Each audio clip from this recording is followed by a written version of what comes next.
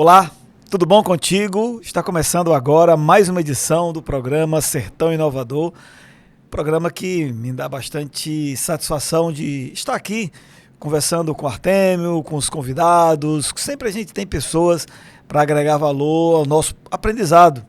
Nós não vamos aprender tudo na vida sozinho, então a gente tem que se conectar com gente que sabe aquilo que a gente não sabe, que sabe o que a gente sabe, mas sabe um pouco mais, que sabe o que a gente sabe, mas sabe por uma visão diferente, que não sabe o que a gente também sabe, e está tudo bem, mas ele sabe alguma coisa que pode agregar. Se do lado do estudante houver um coração de aprendiz, não vai faltar professor. Nunca vai faltar professor. Então, espero que do seu lado aí haja um coração de aprendiz, porque do lado de cá tem pessoas que estão sempre querendo aprender. E quando a gente convida empreendedores, profissionais, pessoas que estão trazendo inovação para o nosso sertão, ou pessoas que sabem que podem ser tão inovadoras quanto qualquer outra pessoa no planeta Terra, quando essas pessoas se encontram, daí vai sair aprendizado. Com certeza vai sair algum aprendizado. Hoje eu quero conversar aqui com o Artêmio, que já completou esse ano 20 anos de empresário, que tem sua empresa. Quero conversar sobre gestão. Ele do lado prático, eu, digamos, vou trazer aqui uma parte mais conceitual, teórica. Vamos juntar essas duas coisas. Não que eu não tenha prática de gestão, eu já estou também sendo, eu sou gestor desde 2002. De lá para cá eu sempre estive gerenciando alguma coisa. Já gerenciei algumas empresas aqui da cidade, inclusive, e hoje estou na universidade gerenciando uma incubadora com 34 empresas lá dentro. Projetos que querem fazer diferença no Brasil e no mundo. Alguns deles têm escala global. E temos que estar gerenciando recursos. Eu gosto de diferenciar gestor de líder. Apesar que ambos exercem, na maioria das vezes, a mesma função. Mas o gestor, ele gerencia coisas, recursos, tecnologia, matéria-prima. E líder, ele lidera pessoas. Então eu gosto de separar as pessoas. A gente não gerencia pessoas, a gente gerencia coisas, processos. A gente tem que buscar liderar. Para começar então o nosso bate-papo aqui, já vou pedir para o Artêmio aí já começar a falar dele, já pedindo qual é a visão dele sobre esses dois pontos. Já começamos. Diferença de gerenciar para liderar pessoas e processos, coisas diferentes. Bom dia, boa tarde, boa noite, Artêmio. É isso aí, mais uma vez aqui, né? Gratidão a Deus. Eu começo aqui as minhas palavras tentando entender e perguntando a você aí, telespectador, você que nos acompanha, o emprego dos porquês, né? O professor Radamés recentemente trouxe um livro aqui, né? Isso. Porquê, né? Isso. Então, quando a gente, como ser humano, nós começamos a nos perguntar, né? A nós Encontre mesmos. o seu porquê. De onde nós viemos, onde nós estamos, onde nós queremos chegar e o porquê de tudo isso. Uhum. Eu trago também aqui um versículo que é em 1 Coríntios 10:31. Assim quer vocês comam, que bebam, que façam qualquer outra coisa, façam tudo para a glória de Deus. Então, se nós como seres humanos entender isso aqui, que tudo que nós formos fazer, nós estivermos fazendo ali como se fosse para entregar a Deus. Quando nós vamos receber alguém na nossa casa, na nossa empresa, ou quando nós vamos para algum evento, nós não se preparamos, não se organizamos, né? Não se preparamos ali para dar o nosso melhor para aquele convidado. E se a gente colocar esse versículo aqui em prática, tudo que a gente for fazer, nós possamos fazer e entregar como se fosse para Deus. E aí vem a questão, agora vamos ver se eu consigo responder aqui de forma que todos entendam, né? O professor está falando aí duas situações, de como se comportar como gerente e como líder. Aí eu trago esse versículo aqui, né? Gerenciar, geralmente nós vamos gerenciar processos, um processo que já está feito ali, já foi criado, e aí nós vamos gerenciar ele, né? Colocar ele em prática, seguir o processo. Mas quando você é líder, aí você vai seguir, continuar seguindo aquele processo e vai estar sempre querendo ajustar o processo, deixar ele do seu modo, né? E para você tanto ser um gerente para gerenciar um processo ou um líder para liderar um time, uma equipe, um setor, primeiro você precisa ser líder de si. É a primeira pessoa a liderar, né? Primeiro você precisa ser líder de si. Como é que você vai liderar ou gerenciar uma situação onde você que está à frente ali não é referência? Boa. Como é que você vai conduzir? Né? Aí existe a condução e existe a cobrança. Geralmente quando pessoas que cobram, para mim, às vezes ela não executa, ela não faz, ela não é exemplo, ela gosta de cobrar. Mas quando a pessoa, você está ali sendo um gerente para gerenciar um setor ou um líder, aí você conduz. Você passa a praticar boas práticas de gestão, de relacionamento na gestão ou fora da gestão, que são ser bom ouvintes, né? Saber ouvir. Muitos gerentes, gestores ou até líderes, eles não são bons ouvintes. Ele acredita que o que está escrito ali no papel é para ser cumprido e às vezes nem sempre, porque nós temos aqui 5 dedos, todos diferentes um do outro, com a mesma finalidade, com a mesma função, mas com diferenças. Em um ambiente de trabalho ou até mesmo em casa, existem as personalidades de cada pessoa. Então, para você lidar ali com uma pessoa, é uma coisa. Dependendo da sua situação, da sua gerência, do seu setor, do seu time. Tem gestor, tem gerente, tem líder que se relaciona diariamente com uma pessoa.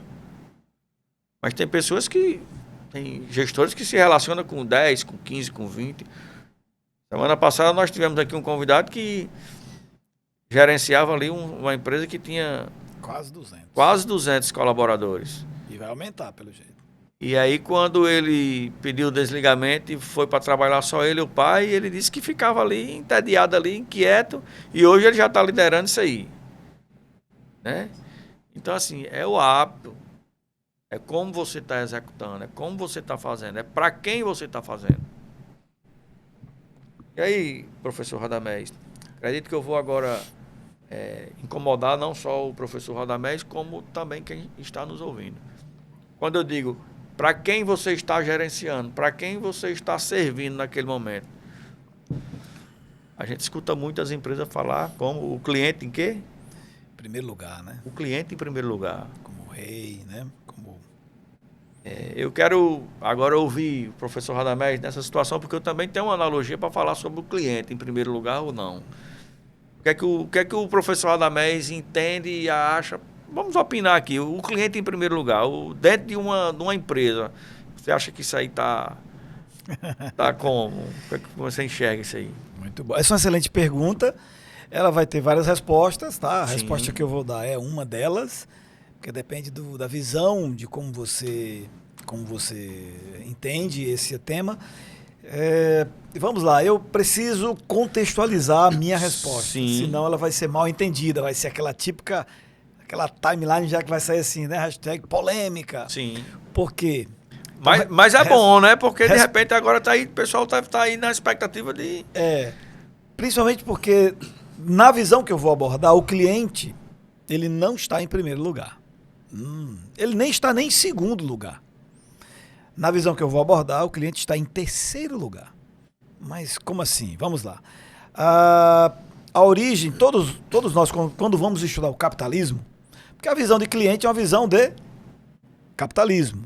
Consumo, produção, indústria, multiplicação, geração de riqueza, aí multiplica os negócios, multiplica o número de clientes. Quer dizer, os clientes são aqueles que fazem com que um capitalismo possa retroalimentar. Consumidores que compram e aí você, como produtor, entrega, você ganha, você acumula, você multiplica seus negócios. Você precisa do cliente.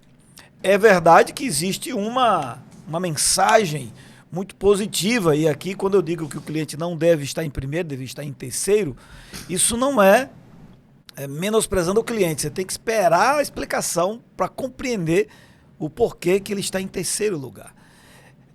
E aí eu vou ter que voltar um pouco para a gente compreender a origem do capitalismo. Quando você entra na faculdade e vai estudar sobre esse assunto, na matéria de sociologia, nós temos vários autores. Um deles é o Max Weber, um sociólogo alemão que foi enviado ali, estava na Europa, e na Europa o que chegava era que existe um novo mundo aí, existe um lugar lá nas Américas que lá a prosperidade ninguém segura, referentes aos Estados Unidos, aquela região dos Estados Unidos. Então ele é enviado para os Estados Unidos para pesquisar o que estava por trás desse segredo todo. Afinal de contas, ele estava na Europa. A Europa é tipo o berço da humanidade, tudo tem que sair da Europa, as guerras foram na Europa. A Europa de fato, ali é um coração, digamos assim, civilizacional das grandes civilizações, estão por ali.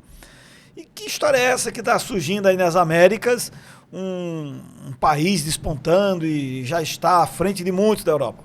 Ele foi lá então, descobriu qual era o segredo desse capitalismo novo, puxado pela Revolução Americana, que coincidentemente tinha acontecido a tal Revolução Francesa lá na Europa, com um viés mais socialista, socialismo, digamos assim, a grosso modo, porque tinha dentro das bandeiras, por exemplo, a igualdade. E no capitalismo não tem igualdade. No capitalismo se entende que todo mundo é diferente. E lá não, todo mundo é igual. E aí, obviamente, que esse é um tema que tem várias abas, né? E a aba que a gente está, e a maneira como a gente está abordando é no princípio de se todos são iguais, então ou cresce todo mundo ou não cresce todo mundo. E a visão mais capitalista não, vai crescer quem tem mais competência, quem tem mais não sei o quê, quem tem mais resultado, quem produz mais, enfim, aquela coisa toda, né? Quer dizer, é livre. Não é justo a pessoa acordar às 5 da manhã, ler um livro, né? Se especializar, colocar em prática, se destacar no mercado de forma ética. E aí eu que não acordo 7 horas da manhã, chego atrasado na empresa, e no final do mês, no final do dia, no final da semana, receber igual ou viver de maneira ali. Não fiz nada por merecer e vou receber o mesmo que Radamés se dedicou, se estudou, se arrumou, se organizou. Você deu um exemplo que retrata bem essa ideia do receber por merecer. Então, quer dizer, se eu ganho algo, é porque eu mereço ganhar aquilo. Se o que eu ganho, se X que eu recebi é fruto do meu trabalho, quem trabalha mais quem trabalha 2 vezes o que uma pessoa faz, deveria receber também 2 vezes, já que é o mérito, de acordo com o mérito. Mas se eu ganho igual, e se eu trabalho X, alguém trabalha 2X, ou trabalha 10X, e vai ganhar a mesma coisa que um X, aí não há meritocracia nesse modelo para quem trabalha 10X. Que a relação, aí é matemática, né? Não tem uma relação aí, não está correta essa relação. Enfim, é mais ou menos por aí as ideias que se discutia, e Max Weber foi pesquisar. E ele chegou à conclusão, para ir direto ao assunto, que isso aqui é coisa para a gente passar horas e horas, é coisa da academia. Mas para resumir essa jornada, Max Weber chegou à conclusão, ele escreveu um livro chamado A Origem do Capitalismo e a relação que ele tinha com o protestantismo. Ele descobriu que havia uma relação do capitalismo americano, aquele que estava sendo pesquisado, com o protestantismo. Uma vez que a maioria das pessoas que foram para os Estados Unidos eram protestantes, uma grande parte os puritanos, e ele ficou intrigado com aquilo e foi pesquisar. E então ele descobriu, a grosso modo, que as pessoas que trabalhavam ali na América, aquele capitalismo, aquela produção que estava crescente, tinha uma característica meio incomum, baseado em outras regiões. Que era o quê? Bom, ele descobriu que os protestantes, puritanos, quando faziam uma xícara, era uma xícara que era feita não para o cliente.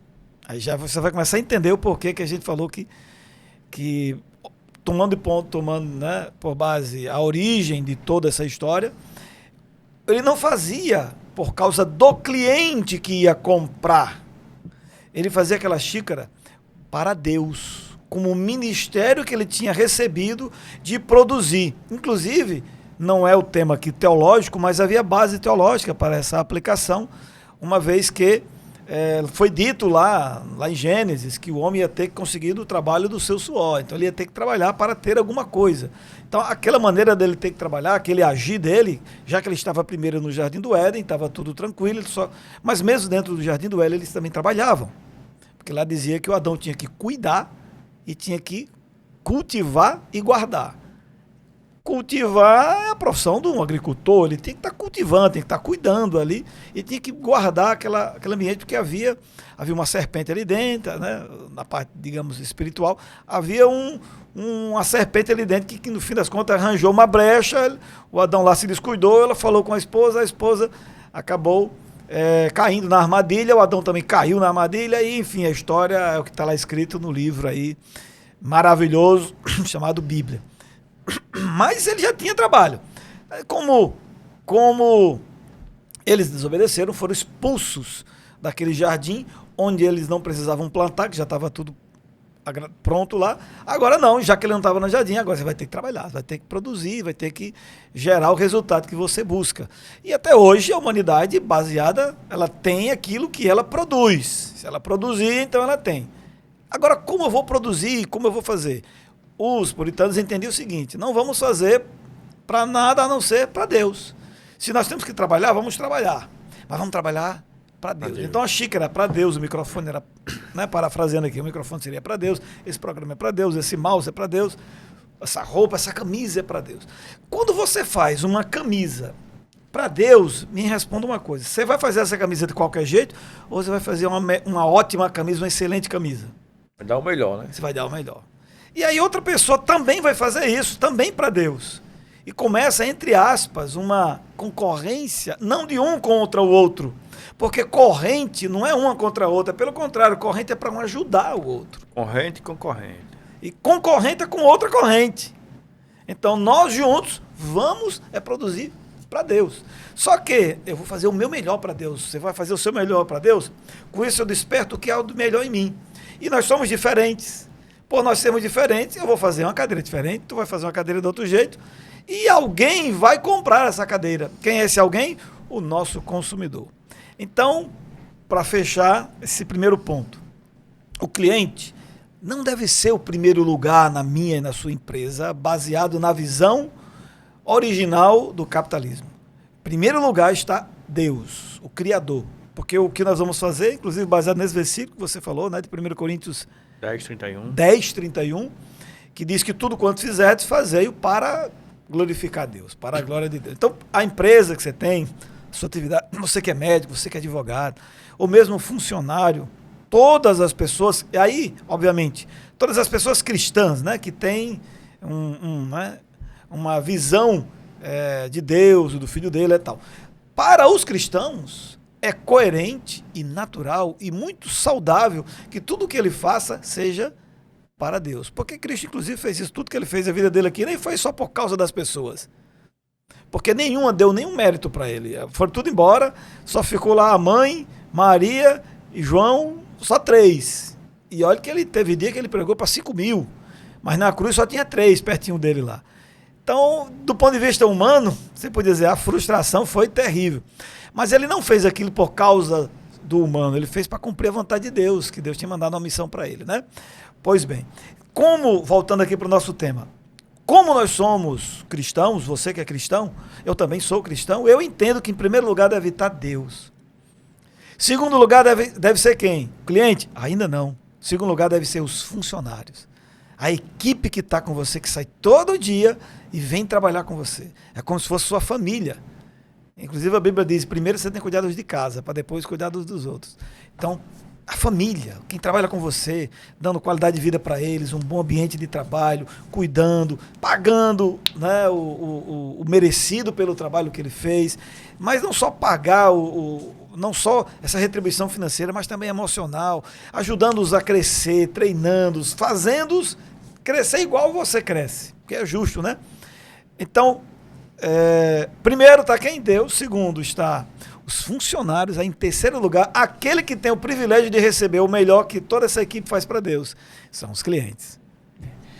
Então, tá aí explicado, tá respondida aí a visão. O que é que você acha dessa visão? Você concorda, você discorda? Fica à vontade. Vamos aqui conversar sobre isso? Uma aula, professor. Muito boa a sua analogia, o seu esclarecimento. Eu sempre trago algo voltado da Bíblia para o dia a dia. E a Bíblia é o manual do ser humano, né? É verdade. Então, concordo. O professor Radamés Muito trouxe uma explicação, deu aula aqui, parabéns, professor. Né? E agora eu vou fazer a minha analogia, a minha colocação, o que é que eu acho sobre o cliente em primeiro lugar. Eu tenho aplicado na minha empresa, na Cardan Peças, e existe uma esfera, né? Uma esfera que é composta por 3, para que depois disso, alinhado, ajustado, moldado, aí sim o cliente ele pode sim, em algum momento, ele se tornar o primeiro lugar. Né? Mas para isso eu tenho que estar, como eu já falei hoje, se a gente vai receber alguém em nossa casa, a gente não se prepara, não se arruma, não organiza a casa. Né? Sim. Como é que eu vou ter um cliente em primeiro lugar se meus colaboradores não estão bem? Se meus colaboradores não são bem tratados? Né? E aí pode chegar um cliente, 10 clientes, mas se a minha equipe, se meu time não tiver bem acolhida, não sair da sua casa, da sua residência para vir trabalhar com paixão, gostar dali. como é que um cliente vai chegar na minha empresa e ele vai ser bem atendido com um colaborador que não está sendo bem tratado? Então, para mim, existem três pilares. Que é o primeiro, o colaborador, ele precisa estar ali dando o seu melhor. Ontem eu conversando com um colaborador, eu disse, eu não tenho interesse na sua mão de obra. Eu tenho interesse em você como um todo. Se eu tiver interesse só na sua mão de obra, daqui a pouco você vai vir para cá desmotivado. E aí a sua mão de obra, que é o que eu vou estar tendo interesse, não vai estar sendo entregue de forma satisfatória. Né? E quando eu disse para ele, eu olhei para ele. Ele disse, eu não tenho interesse só na sua mão de obra. O ticket de oi para mim. Aí eu disse, eu tenho interesse. Você fala eu tenho interesse em você como um todo. E aí, quando eu terminei de explicar, eu quero você como um todo aqui. Se você tem algum problema de casa, não quero saber da sua vida pessoal, da sua vida íntima.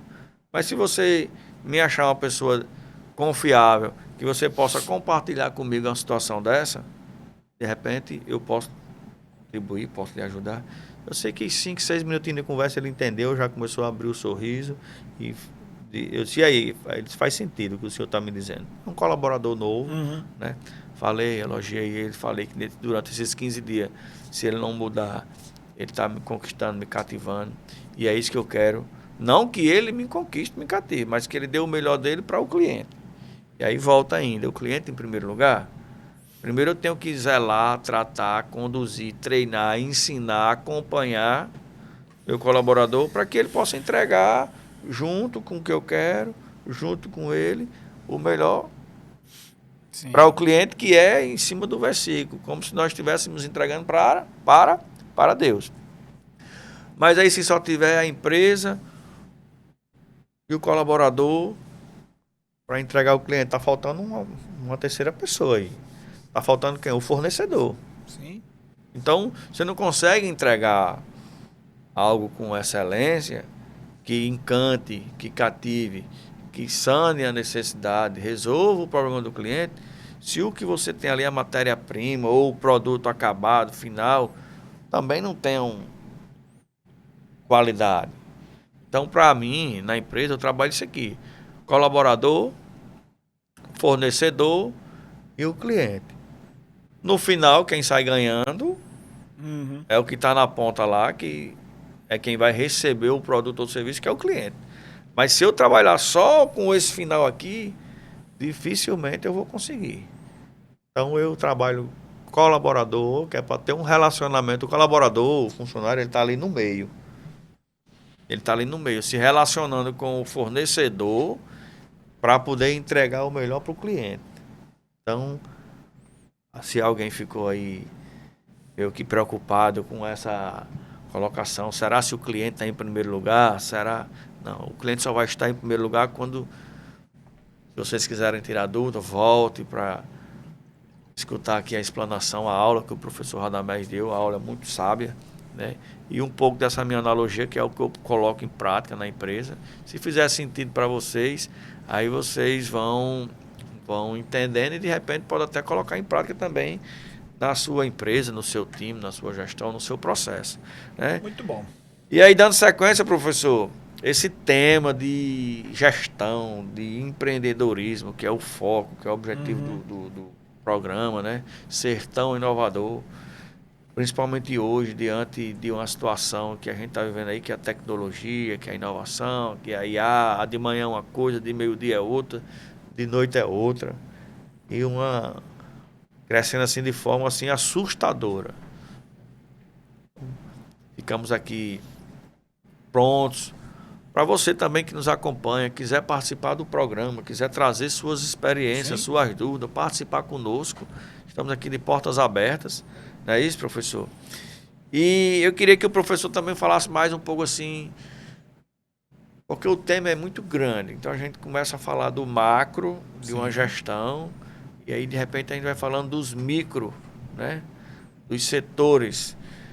Hoje, nossa cidade, né, Mossoró, eu tenho acompanhado o crescimento de Mossoró assim, que eu conversando esses dias com um amigo meu, rapaz, eu fico voltando assim no tempo, né? Como era a cidade de Mossoró, como era o comércio de Mossoró e como hoje está Mossoró, né? Então, queria que o professor falasse um pouco assim sobre gestão na nossa região aqui, que tem altos e baixos, né? Nós temos o pico da agricultura, que isso impacta no sal, no melão, na fruticultura, né? Nós temos também aqui o petróleo, né? Queria que o professor falasse um pouco assim, de para quem está querendo começar, quem tem um sonho, um desejo, tem algo assim que eles possam buscar, um sonho, um empreendedor que ainda está sonhando, para que ele possa colocar esse sonho do papel, tirar da cabeça, colocar no papel, colocar em prática. Queria que o professor Radamés direcionasse essas pessoas aí. Excelente abordagem. O conceito de gestão, ele é igual em qualquer lugar. Agora, eu fico curioso, uma coisa, que não encontro muita resposta para isso, mas é uma constatação. Vamos lá, na nossa região, nós temos muitos empreendedores aqui, uma região de comércio, né, forte, de serviço forte, mas eu me pergunto, mas esse pessoal fizeram curso onde para aprender a empreender, né? Onde é que esse pessoal foi estudar? Porque nós não estamos mais na época do artesanato, do artesão, na época pré-revolução industrial. Nós não estamos há 300 anos atrás, onde qualquer pessoa que quisesse fazer alguma coisa, ela faria de maneira artesanal. Não havia indústria, não havia como escalar. Até as oficinas, você não poderia ter uma oficina como você tem hoje, há 300 anos atrás. Porque era tudo peça por peça, carro por carro, coisa por coisa. Não dava para escalar, nem teria tantos fornecedores para resolver seus problemas. Era uma coisa que demorava para resolver. E nós estamos em um momento que temos todos os dias, praticamente, inclusive eu vou fazer esse levantamento para como é que está a nossa situação de empresas aqui da região, quantas empresas abriram, quantas fecharam, porque esse é um movimento que cresce, tanto as que abrem como também as que fecham. Mas se a gente olhar de uma forma geral, o Mossoró está muito diferente. Ela está mais rica, ela está mais pujante, ela tem cara já de capital. Tá de cara nova, Mossoró. Pois tá é. De cara nova. E mudando, e você vê, os sintomas são claros de que tem uma crescente grande, que aparentemente para nós acadêmicos ficamos curiosos. E eu não fico curioso porque eu tenho uma leitura sobre isso. Mas na academia é um tanto quanto curioso porque a academia não prepara isso. Não prepara. Você não se tornou empreendedor por causa da academia. E aí, para mim, é um dos grandes privilégios de conviver com empreendedores. Em 2002, quando eu fui para um congresso de administração, fazia administração na UERN, Eu fui para Belém do Pará, participar de um congresso lá. Foi quando eu descobri esse negócio de empreendedorismo. Para ser mais preciso, foi 2001, finalzinho de 2001. Isso, em novembro de 2001, eu fui para um congresso em Belém do Pará, na Universidade Federal lá. Era um congresso dos alunos de administração, que tem todo ano. Estou eu lá na palestra, sobe um palestrante chamado Fernando Dolabella, que na época era a autoridade sobre empreendedorismo. Escreveu o livro O Segredo de Luísa, que conta a história de uma dentista que se encontrou numa fábrica de doce, que aparentemente tem muito a ver, né? Ela era formada em odontologia, mas começou a produzir, cresceu, e ele escreveu um livro contando essa história e ensinando como empreender, usando os princípios que ele identificava nos empreendedores. E foi lá que eu descobri assim, puxa, eu acho que eu poderia ir por esse caminho, estudar mais sobre isso. E, de fato, no ano seguinte, em 2002, eu procurei como é que eu aprendo empreendedorismo. Aí descobri, quero aproveitar aqui e já fazer essa propaganda aqui, que inclusive tem uma turma aberta agora para começar próximo mês, aqui em Mossoró. Em 2002, vou ao Sebrae, porque eu descobri, né, que quando se falava de empreendedorismo, você deveria procurar o Sebrae. O Sebrae ainda é uma referência sobre esse assunto, só que não é mais só o Sebrae. Hoje mudou muito, tem muita gente aí dando apoio aos empreendedores, tem muitas instituições. E lá no Sebrae eu descubro um treinamento chamado Empretec. Sim. Aí eu, Empretec, o que é isso? Eu fui procurar, era só estudante na época, e era estagiário do próprio Sebrae. Se eu não falha a memória, acho que eu já era estagiário de lá. Porque quando eu voltei do congresso, eu disse, eu tenho que procurar alguma coisa sobre isso. Aí descobri que existia o Sebrae. Aí, como é que eu entro no Sebrae? Aí, eu era só estudante, então vou entrar como estagiário. Procurei o IEL. E aí, IEL, disse, eu quero estagiar, mas eu quero estagiar ali, ó, lá no Sebrae. Mas não é bem assim, não é você que diz. Tá? Não, mas quando tiver uma vaga, aí apareceu uma vaga, surgiu vaga, me inscrevi e passei lá no processo seletivo e fui ser estagiário do Sebrae. Por quê? Porque eu queria estudar mais esse negócio de empreendedorismo, o Sebrae era o lugar, não falava disso. Durante o estágio eu soube que ia ter um seminário em Empretec em Açu. E aí eu me inscrevi, corri para Açu, passei lá 9 dias, que na época eram 9 dias, hoje é só uma semana. E eram 9 dias que você praticamente quase dorme lá dentro do consecutivo.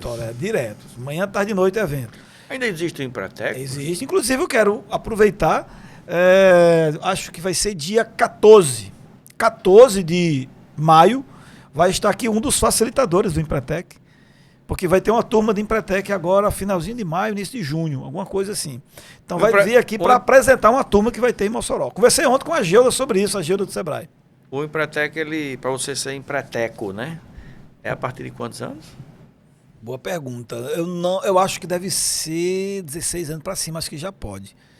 Eu acho, sem informação, por que 16? Porque com 16 anos no Brasil, você já pode ter uma empresa. Sim. Você já pode abrir uma empresa. Então, como já pode abrir empresa, o Empretec é focado para quem quer ter empresa. Agora, menos do que isso, eu acho que nunca vi, não. Só complementando aqui as palavras do professor, a minha pergunta foi o que ele diz para quem tem sonho, né? Tem vontade, que às vezes o cara é um eterno sonhador, né? Isso. Porque às vezes fica até sem jeito de expor o que você sonha, o seu desejo. E você mesmo cria uma porta ali, uma barreira. Então, se você sonha, se você tem uma ideia, busque alguém de confiança, compartilhe esses seus sonhos, sua ideia. Busque entidades, como foi dito aqui. Eu mesmo participei muito do Sebrae. Eu sou muito grato ao Sebrae também, porque eu fiz muito curso no Sebrae, né? Até antes de abrir a empresa. Hoje já 20 anos de empresa, mas nunca deixei. Eu sempre, todo ano eu tenho que fazer algum curso. Inclusive tem um evento que vocês vão fazer aí, né? Esse mês, próximo mês, né? Um evento que vocês vão fazer da área automotiva lá no Sebrae, né? No auditório do Sebrae. Eu vou aproveitar até aqui e fazer um convite, né? Sim. Dia 27 agora, segunda-feira, às 19 horas, no auditório do Sebrae. Vai estar aqui em Mossoró 6 pessoas para falar um pouco sobre gestão do setor automotivo, de oficina, né? Um setor, como você falou, a oficina 300 anos atrás. Hoje a oficina ela é vista já há algum tempo de forma diferente. Antes você imaginava uma oficina o quê? Uma oficina como se fosse toda suja, um mecânico Todo com sujo. roupas já usadas, doadas, pegava a pior roupa que tinha e vestia para ir trabalhar na oficina. Hoje não, hoje o mecânico ele compra a melhor roupa, o melhor fardamento para estar ali atendendo o cliente. Tem duas situações hoje, né? Tem a oficina, tem a empresa que atende a necessidade do cliente, que é quando o cliente chega com aquela dor ali, ó, tá, é essa roda aqui que está com problema. Já chega dizendo o que é para fazer. E tem a oficina, a empresa que atende a necessidade do cliente e a do veículo. E é quando, beleza, recebi o carro, é isso aqui o problema beleza, vai, soluciona aquele problema, mas já mostra um checklist, um diagnóstico. E hoje, principalmente hoje, no dia a dia da gente, imaginei você ficar 2 dias sem o seu carro. Carro hoje é como cadeira de roda, né? Você fica limitado ali. E se Fazendo você uma analogia assim, você depende mesmo do carro. E se for preciso parar seu carro 2 vezes na semana? Mas se eu chegar para você, professor Radamés, entendi o problema do seu carro é isso aqui, mas eu tenho mais isso aqui para lhe apresentar. E aí eu consigo fazer, é 1 hora de serviço para resolver esse seu problema e eu, com mais 2 horas, eu resolvo esses outros problemas. E aí o senhor não vai parar o carro 2 vezes. Hoje eu consigo resolver, próxima semana. Enfim, tudo é uma gestão, uma abordagem. Estamos falando sobre gestão, né? Uhum. E oficina, muita gente reclama, eu digo isso porque eu sou prova viva. Oficina cheia, lotada, trabalhando, tira direto, sai tarde, trabalha dia de sábado até tarde. E trabalha e não vejo dinheiro. Então, dia 27, você gestor de oficina, estamos aqui para fazer um convite a você. É um evento gratuito, vai estar conosco Elton Souza, da Cardan Service, lá de Fortaleza. Né? Cara que tem trabalhado a gestão da sua oficina e hoje está ali, de fato, colhendo os resultados que ele sonha, que eu quero, que eu sonho, que você, gestor, dono de oficina, mecânico, também quer ter resultados. Vai estar aqui conosco Dr. Arla. Dr. Arla é um cara fantástico. Ele já tem uma bagagem bem interessante.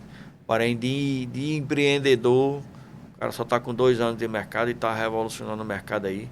Trabalha com Arla, certo? É um sistema que foi exigido de 2012 para cá, que é para diminuir os poluentes, né, no sistema, tipo caminhões, aqueles caminhões que passam, que soltam aquela fumaça, esses veículos, esses caminhões diesel de 2012 para cá, inclusive agora 2026, algumas caminhonetes, né, Triton, já está saindo com Arla já visando o meio ambiente. Então o doutor Arla vai estar conosco também aqui, certo?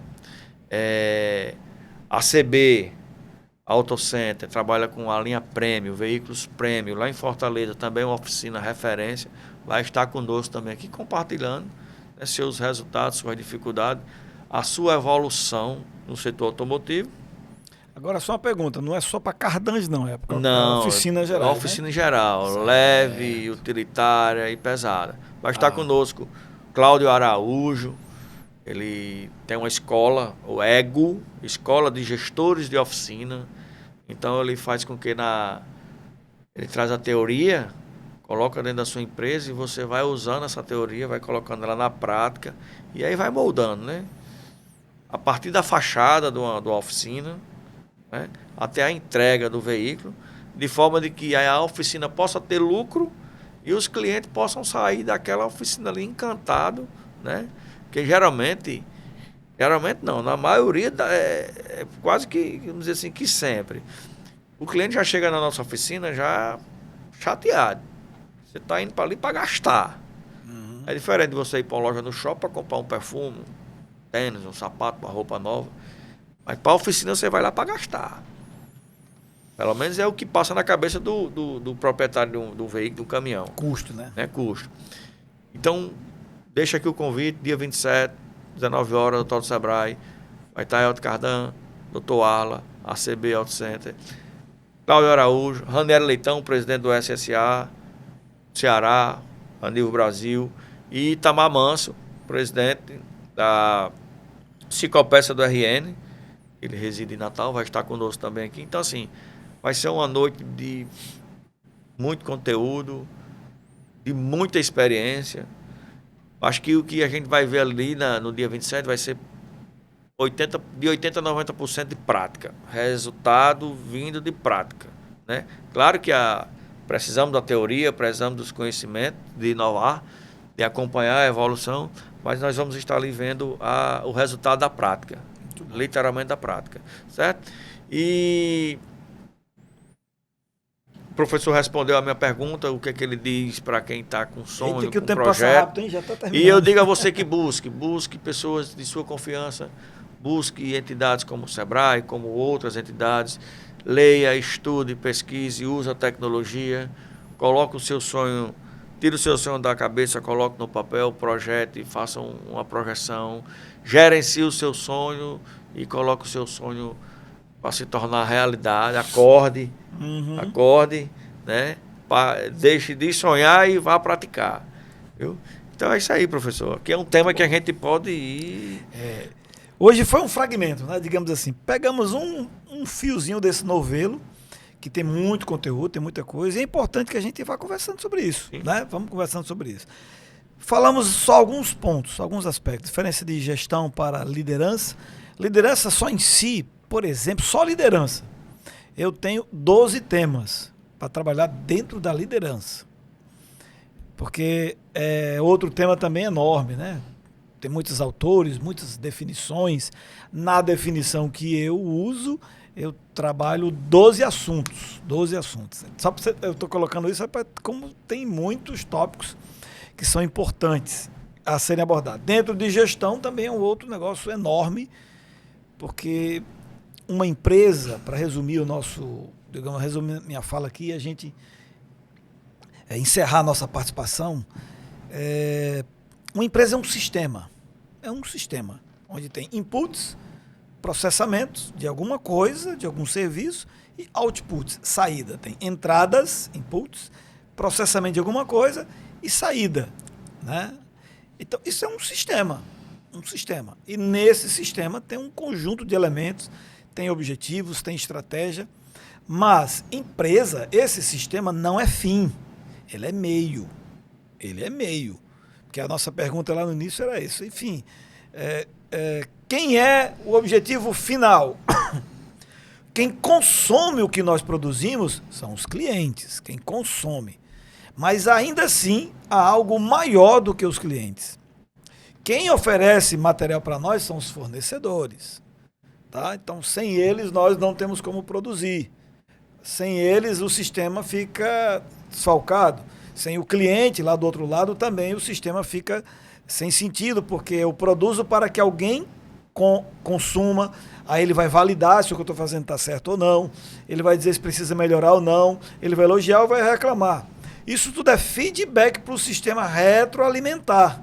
O cliente ele é importante para retroalimentar o sistema. O fornecedor é importante para eu melhorar a minha aquisição, minha matéria-prima. Os funcionários são importantes para rodar o sistema. Mas tudo isso ainda é para a glória de Deus. Amém. Todo esse sistema que o cliente faz parte, que o funcionário, que o fornecedor faz parte, tudo isso não é somente, ou não deveria ser, somente para alguém ter bens materiais nessa terra. Porque um dia você vai perceber que os bens materiais, eles são vazios em si. Eles também fazem parte da retroalimentação do sistema. Mas um sistema tem que ter um fim.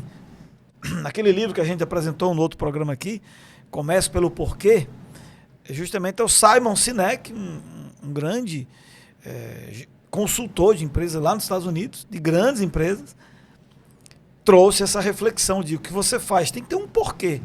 Não é só faço isso para entregar aquilo, mas há um objetivo por trás. E na ocasião nós também abordamos um psicólogo, um psiquiatra, autor da 3ª escola de psicoterapia, o Viktor Frankl, que tem como título o livro mais famoso dele, Em Busca de Sentido, que é uma narração que ele faz do período que ele esteve nos campos de concentração nazista, e e a descoberta incrível que ele fez em encontrar pessoas nesses lugares que conseguiam dar sentido até para aquela tragédia humanitária. Então, ter um sentido, ainda no fim das contas, é mais importante, porque o sentido é o fim. O sistema é meio, o sistema é trem que anda, que precisa andar, que precisa circular, que precisa de combustível, que precisa de lenha. Mas o importante é, você pegou esse trem, você parar em algum lugar. Então, onde que você vai parar? Isso é o fim que nossas empresas devem ter. Não devem ser lugares somente para você sair de casa e se estressar lá, ou ter problema, ou até resolver coisas. Não, tudo isso é meio. O fim deve ser mais importante.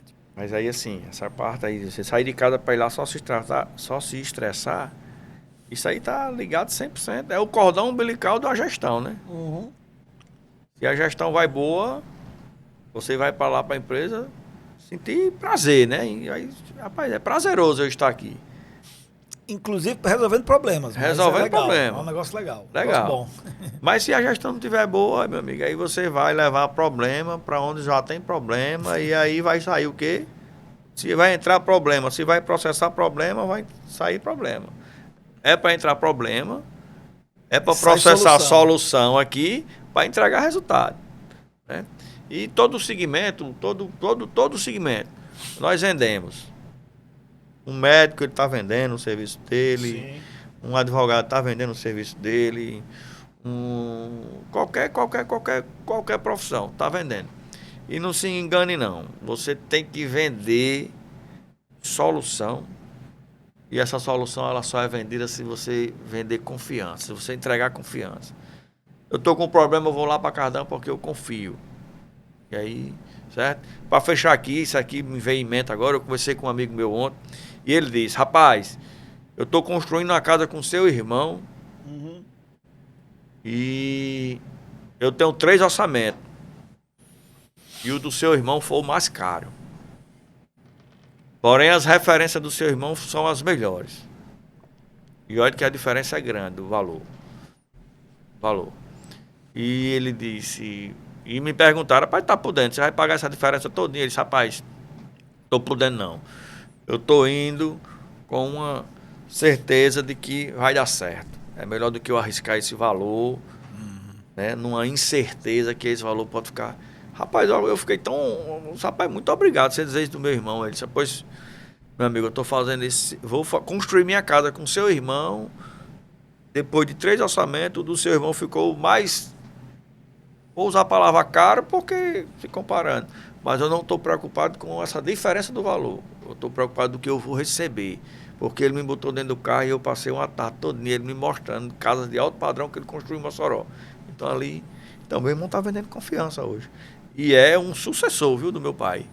E esse tema de sucessão é interessante que a gente traga aqui. Meu irmão, ele hoje é um sucessor. Lá na minha casa, só eu que não fui pro ramo de construção, né? Eu fui pro ramo de caminhão, né? Mas não me arrependo. Não me arrependo quando a gente dizia. Tem gente que diz, rapaz, minha mãe pediu para eu estudar para fazer medicina e eu fui para a oficina. Eu não troco minha oficina por medicina. Também não estou dizendo que não. Estou dizendo que o que eu faço, eu estou satisfeito. Pelo menos a assina tá igual. É, medicina, mas se eu tivesse na medicina, eu também estaria realizado, porque eu estava me dedicando e entregando o meu melhor. Ótimo. Muito bom. E aí nós encerramos nossa participação de hoje, nossa interação aqui. Espero que tenha sido útil para vocês. Para mim foi. Toda a vida que a gente para, que a gente conversa, que a gente sente, a gente está aprendendo. E Deus abençoe aí que o seu negócio, o seu projeto, sua vida possa colocar Deus em primeiro lugar e você esteja alinhado com Ele, você tenha essa oportunidade de se relacionar com Ele, porque um bom relacionamento vertical ajuda num bom relacionamento horizontal com a equipe da empresa, família e tudo mais, e também com os clientes, com os fornecedores, com todos aqui, nossos companheiros de batalha, de lutas e de vitórias aqui nesse planeta Terra que Deus tem nos dado para viver. É verdade. Forte abraço, fica com Deus e até a próxima edição.